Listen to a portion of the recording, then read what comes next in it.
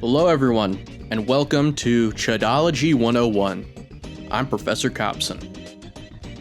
In this lecture, we're going to be going over the different types of Chuds that comprise the Chud Nation. Before we begin with the delineations, let's recap on what exactly a Chud is. Chuds are primarily young men of low social status. They have difficulty socializing, they have trouble getting a job, and they generally suffer from poor mental health. Much like any other nation, the Chuds have their own identity.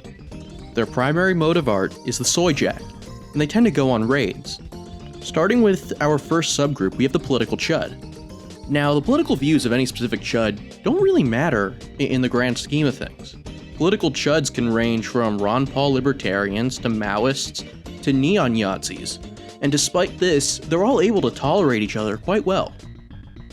What unites paleo-libertarianism, classical communism, and the third position is a mutual opposition and marginalization by the political establishment.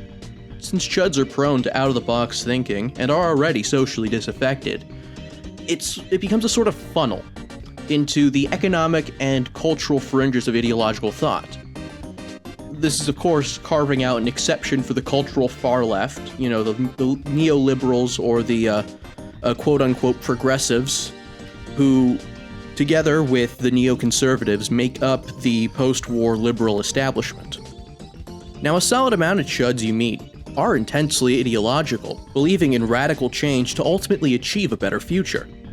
There's a reason why the whole billions must die line has become synonymous with the Chud culture, while the wholesale slaughter of billions of people is beyond the desires of all but the most deranged Chuds.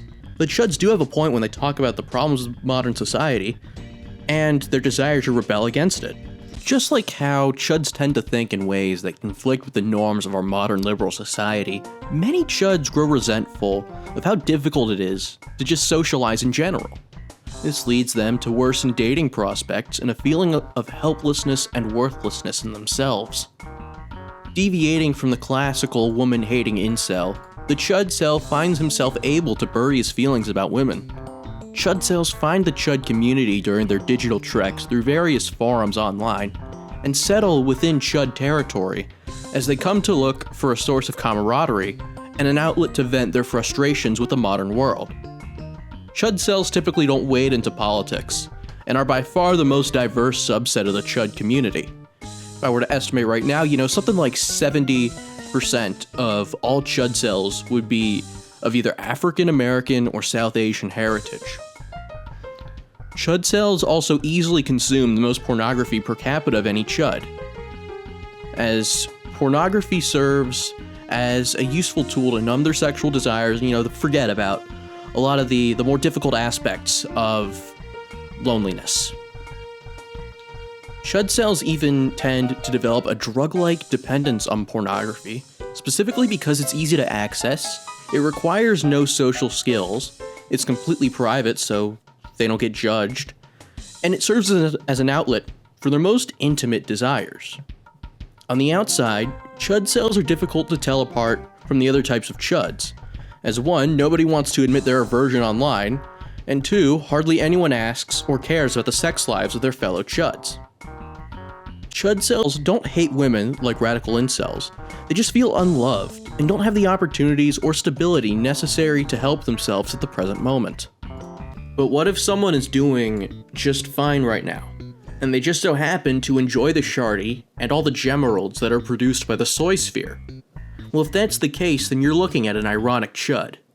An ironic Chud will post a hanging gapejack or a jardy cuck edit on Twitter while in the office sipping on his coffee, or from his phone in his college dorm.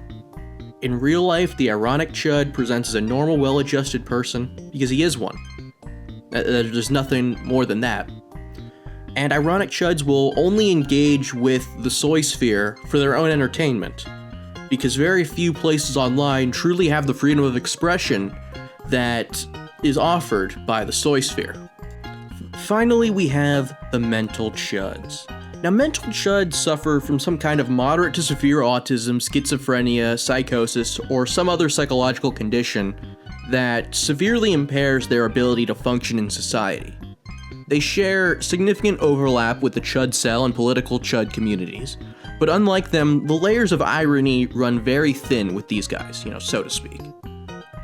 The most deranged, unhinged, and downright disturbed members of the Chud community are themselves mental Chuds. If you are a normie, these are the types of people who you should be avoiding at all costs, unless you have professional psychiatric training and know how to handle the mentally ill. The point of this video is to provide a surface-level depiction of the types of people you might meet if you venture into the soy sphere or bear witness to a raid. Are Chuds the most powerful group out there? No, not even by a long shot. But I believe that analyzing the Chud community provides us with a microcosm of how young men are doing in the present day, and potentially how we can reach out to these people and create a better society for everyone. If you're a Chud yourself, why don't you comment down below what kind of Chud mentioned here do you think best represents you? And with that said, Cobson out.